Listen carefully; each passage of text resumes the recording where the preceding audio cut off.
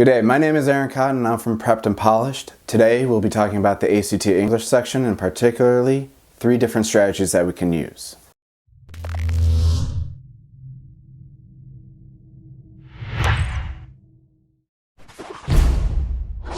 The first strategy that we're going to talk about today is have a reason. The reason why you need to have a reason is simply because if you're going to answer a question, you want to know what you're actually answering. And if you don't know, that's where a lot of times you will get questions wrong. When you come across a question, you're going to want to ask yourself, what is this actually asking me? Once we know what the question is asking, we're able to answer it. Let's look at an example of having a reason. If we look at this example here, the washers and dryers are lime green and the paneling has been painted to match. Here we have a subject-verb agreement question. Now, how do I know that? If I look at my answer choices, has been, have been, were, are. They're all verbs. From this point, I have to determine what my subject is. Is my subject the washers and dryers? That really wouldn't make a lot of sense. If we're thinking about what has been painted to match, well, the washers and dryers are lime green. What are they being painted to match? By process of elimination, I'm not going to go with that, but I'm going to go with the paneling here as my subject. If the paneling is the subject, we need to have a singular verb because paneling is singular. That gets rid of have been, were, and are because they are all plural verbs, which leaves us with has been, no change, the correct answer. For our second strategy today, we're going to be talking about beyond the underlined phrase or word. The ACT has underlined portions which we are trying to answer. And a lot of times we have to look both in front of and after that underlined portion in order to really know what the ACT is asking us. For the second type of strategy, looking beyond the underlined portion, we have to consider what the question asks. For example, which choice most effectively guides the reader from the preceding paragraph into this new paragraph? That alone tells us that we have to look both before and after the underlined portion in order to answer this question effectively. Let's read through this example. Deep in thought, I contemplate the competence of the laundromat's interior designer. That's the end of the previous paragraph. Now, some machines even provide a certain amount of sustenance and entertainment. This laundromat has 3 soda machines, 2 candy machines, 2 pinball machines, 5 video machines, and a machine that eats dollar bills and spits out too much or too few quarters. Now let's look at the answer options for this question. We have no change, which was some machines even provide a certain amount of sustenance and entertainment. The Save You has to have friendly service because it is across the street from a park. Maybe what the Save You means by friendly service is an abundance of machines, and washing machines are Save You's version of 24-hour service. So let's figure out how to answer this question. Now remember, we're talking about all these different machines at the Save You mark.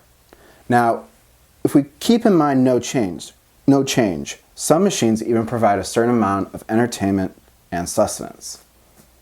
Not everything mentioned provided just entertainment or just sustenance.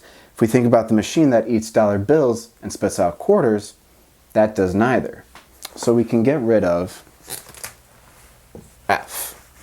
Let's move on to G. The Save You has to have friendly service because it is across the street from a park.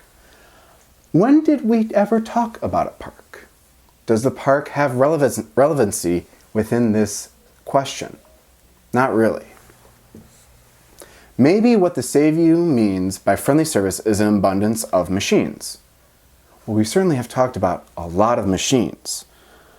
3 soda machines, 2 candy machines, 2 pinball machines. The list goes on and on. So maybe. Let's look at the last question just to double check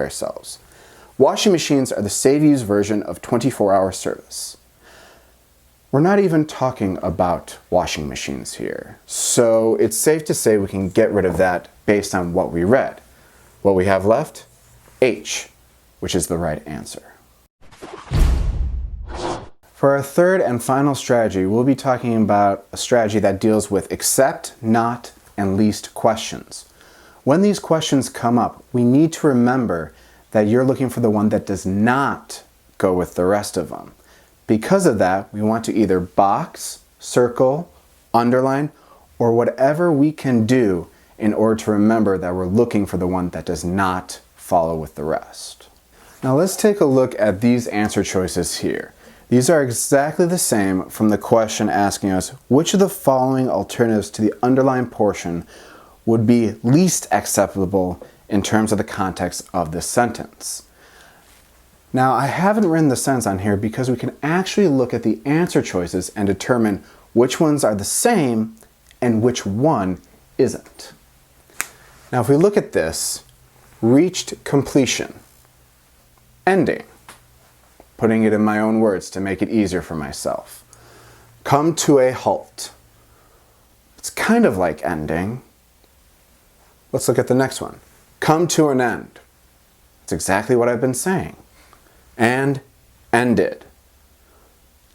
If you're looking at this, you're starting to see a lot of them are talking about finishing, ending, completion. All these are synonyms. Because of that, these three can immediately be eliminated. I left out come to a halt because when you come to a halt, you're not actually stopping fully. You're not ending. You're pausing. So because of that, this choice is different than the rest. And therefore, this is our answer.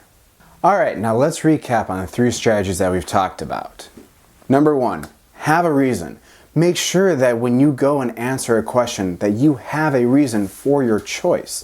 If you don't have a reason, you might as well be guessing. And when you're guessing on the ACT, that's not always going to help you.